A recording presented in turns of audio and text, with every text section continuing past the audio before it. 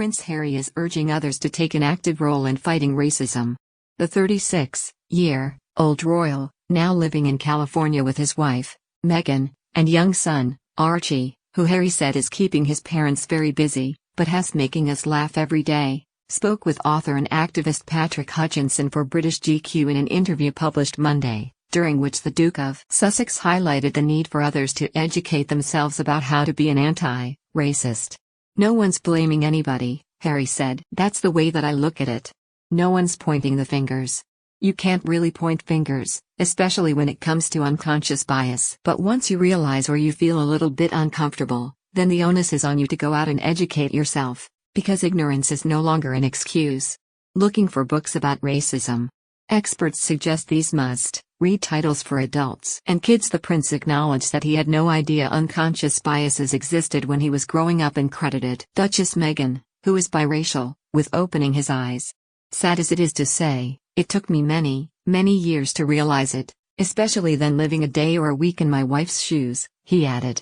After announcing at the beginning of the year they would be stepping back from their royal duties, Harry and Meghan have become increasingly vocal about social and political issues. Speaking to GQ, he highlighted the importance for those in power, both in politics and media, to be aware of personal and systemic biases. And consumers of media, be it from news organizations or social media discourse, need to expand the breadth of voices they listen to, he said.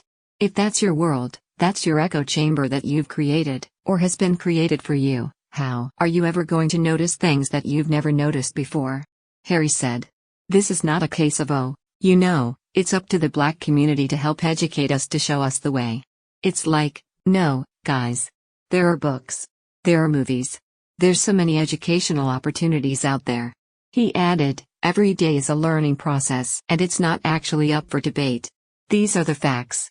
This is what's happening. And it's been very interesting for me to sit through or live through this in America." Reflecting on a now global movement, largely sparked by Black Lives Matter protests in the wake of George Floyd's death, Harry called on every single one of you to take action and a long, hard look at themselves in the mirror in order to make lasting change. "The train has left the station. If you're not on it now, then get on it, because there's so much that we can do," he said.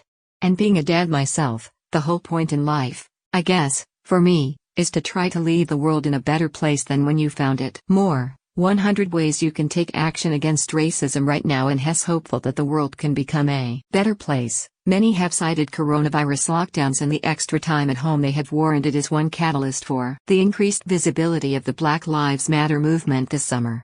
Harry, too, sees the summer of 2020 as a potential turning point in the fight for equity. "We may not see change in a day, in a week, in a month, in a year, but every single act, every single decision, that resilience matters," he said. "The whole truth will come out and people will start to learn, people will start to educate themselves. And things will change. And I can't see it ever going back to what it was before." He concluded, "And wouldn't it be amazing to be part of that change, that 2019 and 2020 and 2021 window that really made this difference?" So to you and to everybody else out there, whatever the color of your skin, this conversation is not going to go away, and nor should it. We need to talk about it. We need to move forward. It will feel uncomfortable. But look around and ask the questions.